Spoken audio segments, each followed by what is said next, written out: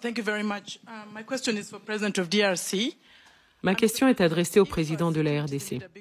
Monsieur le Président, si la sécurité est à l'évidence un gros problème pour vous, si vous étiez capable de résoudre ce problème par vous-même, vous l'auriez fait depuis longtemps. Alors je voudrais savoir pourquoi vous refusez de collaborer au sein des processus de Luanda et de Nairobi afin de trouver une solution durable à cette crise sécuritaire. Je pense que la solution est entre vos mains et qu'il faudrait travailler avec ceux qui sont prêts à vous aider pour résoudre vos problèmes. Je suis du Rwanda et nous croyons tous que la sécurité est nécessaire pour l'investissement et le tourisme. Donc faites votre part pour trouver une solution. Si vous êtes rwandaise, vous devez savoir qu'il y a eu au mois de novembre une discussion qui a abouti à la définition d'une feuille de route pour sortir justement de cette crise. Et cette réunion a eu lieu en Angola, à Luanda précisément, et en présence de tous les pays, surtout les représentants des deux pays concernés, c'est-à-dire le Rwanda et la République démocratique du Congo.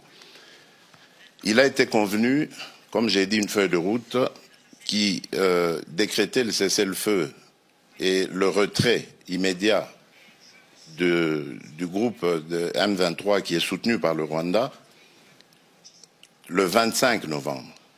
Ce départ devait commencer et le 15 janvier, c'est-à-dire il y a 2 jours, on devait constater évidemment l'achèvement de ce processus.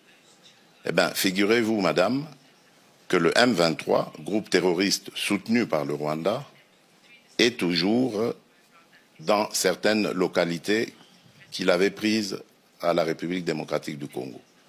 Malgré les pressions internationales, ce groupe maintient sa position, fait semblant de se mouvoir, mais en fait, il se redéploie d'une certaine manière et reste dans ces localités.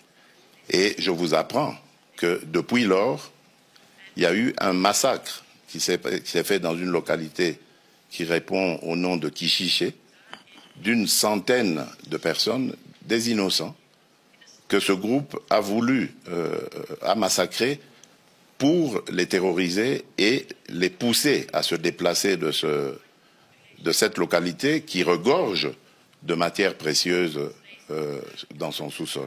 Donc voilà en fait le problème que nous avons. C'est un très grand défi parce qu'on ne peut pas investir à la fois dans le développement du pays et dans les ressources pour augmenter les capacités de l'armée et pouvoir ainsi se défendre.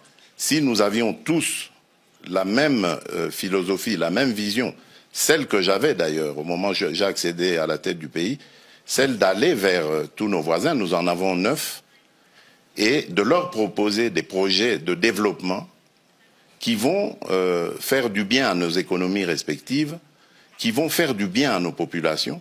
Et je peux vous citer comme ça, pour chaque pays, chacun des 9 voisins que nous avons, quel est le projet dans lequel le projet que j'avais proposé et dans lequel j'invitais que nous nous investissions tous pour aller vers ces échanges commerciaux, économiques et autres qui allaient amener la paix et garantir la stabilité de la région. Mais c'est à cause, évidemment, de certains voisins aux velléités belligérantes que cela est malheureusement impossible à réaliser.